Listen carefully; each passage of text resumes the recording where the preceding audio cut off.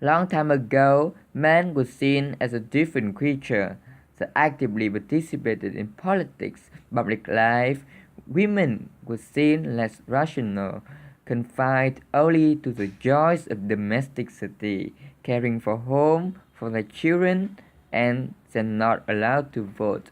But it's all about to change. This not was that was a cry. That day, in 1909, was suffragists were marching to Parliament to demand the vote for women. Our Prime Minister, Miss Asquith, had promised it should be so, but now he has second thoughts. He feared that too many women might vote against his party and bring his government down.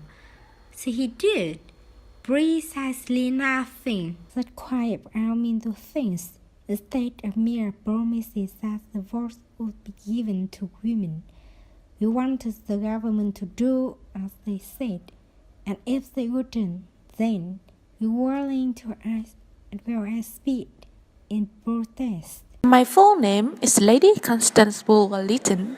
Some people thought it strange that I, from a family of a ruling class, should ever have been a part of such a ground. When we reached the Houses of Parliament, lines of policemen brought off march. Some women broke through and chained themselves to the railings by the entrance.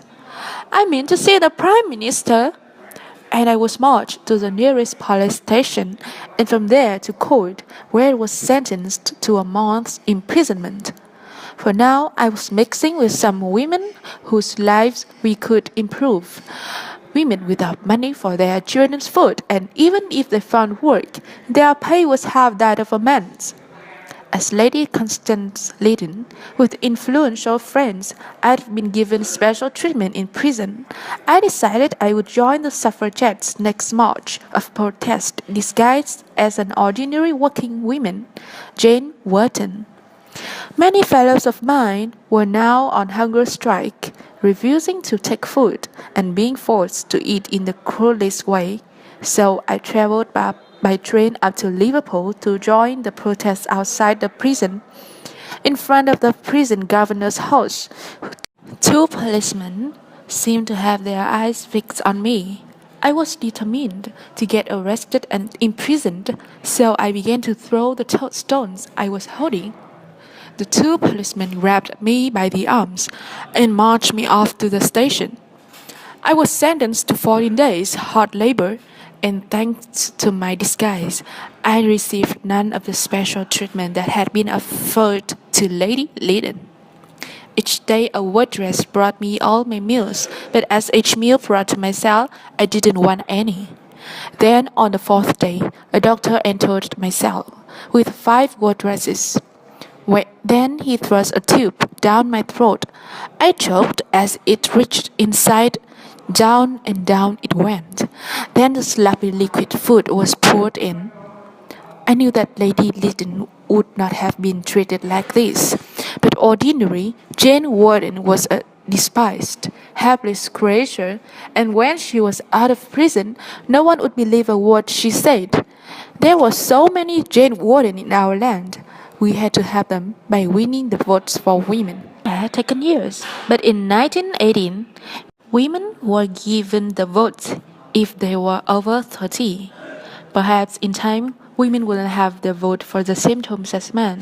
Perhaps one day, they will even be elected themselves. I hope for this at least, that anyone in future times who has the right to vote will use it and will remember the struggles of the suffragettes. Did And her dream indeed came true. It wasn't until 1975 when the UK has its own female Prime Minister, Margaret Thatcher. She had opened up a new chapter for British feminism and inspired a generation of women struggling for their rights and their social standing. And today, the UK once again celebrates its second Prime Minister, Theresa May, marking a significant progress for women's rights in Great Britain. They persevered in spite of all danger and discouragement because they knew their cause was right. Last year, the Prime Minister came to Manchester to pay tribute to women, changing the course of history. Their arguments won the day, and we are all in their debt. In conclusion, how did the Britain women activists and politicians influence future generations? In 2018, the British Congresswoman occupies 28.5% of the whole. Two women prime ministers were born in the UK. The operation rate of the women is higher than 70%. In the 21st century, there are many prominent women in the UK. For example, J.K. Rowling is called the writer who earned the most reward in history. And Watson did a speech on gender at the United Nations. Christine Horogou won the first English-Britain female at 400 meters of the Beijing Olympic Games. This year, the UK called Vote 100 an event was held. These events focused on a women's politician participant through 1 year. The British does not forget their action. Their activity is known all over the world, not only in UK, and still appealing to us the social advance of the woman.